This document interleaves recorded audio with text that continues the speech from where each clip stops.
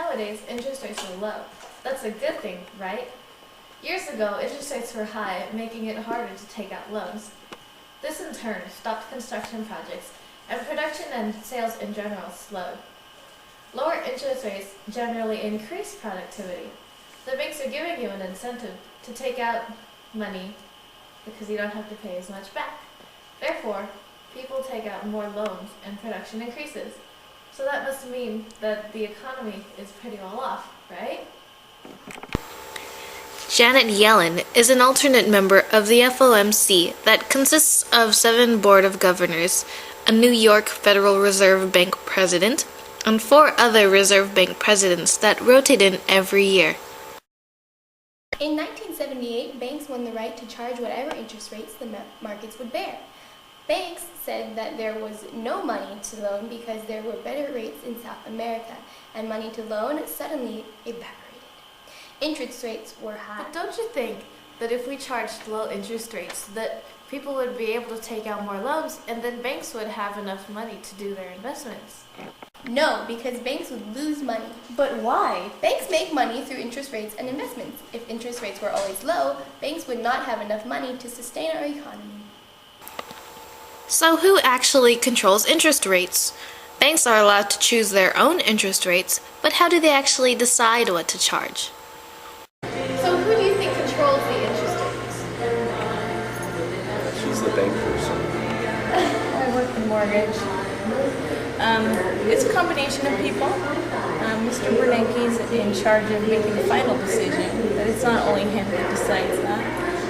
If we lower interest rates too much, then we have danger of inflation. If we raise them, then it means that nobody can borrow money and no one can buy houses and get cars. So it's a balancing act. Who controls the interest rates? Who do you think controls the interest rates? I think interest rates are controlled by the consumers, the shoppers. And as long as they're shopping, interest rates will rise, and as long as they're not shopping and the economy is bad, then interest rates will drop. I think my first response would be God controlling the interest rates. My second response would be just the general monetary policy that filters down from governments into the banks, into the consumers, marketers.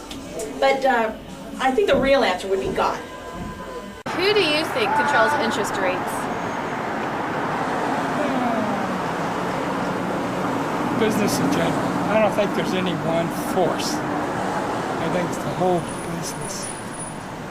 You know, the people who run the banks, the people who get the mortgages and buy the automobiles. It's a whole big conglomerate of forces. The Federal Reserve sets a federal funds rate.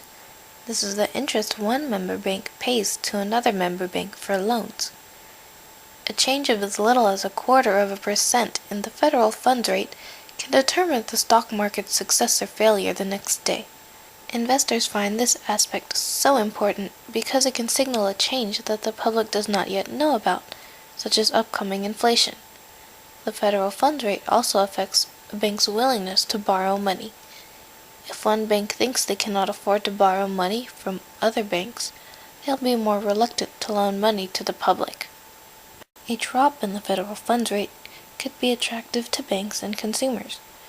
Banks would be more confident in their investments because they can easily borrow money. Consumers may then find that interest rates have decreased and decide to make a large purchase such as a car or a home. The stock market may also benefit from a decrease in the federal funds rate. Investors see this drop in the federal funds rate, and they also see growth in production and sales as consumers continue to spend. Although a decrease in the federal funds rate can be good for domestic producers in the short term, it also decreases the value of the dollar. This could be a disadvantage in the long term because trading in foreign markets would be difficult.